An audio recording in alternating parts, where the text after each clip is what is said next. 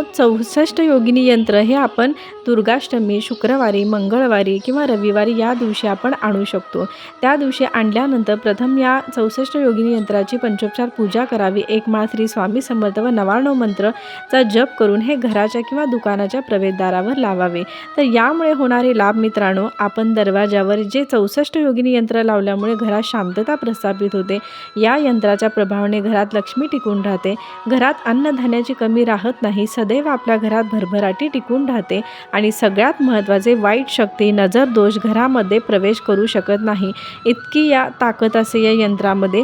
त्यामुळे वाईट शक्तीचा प्रभाव आपल्या घरात होत नाही.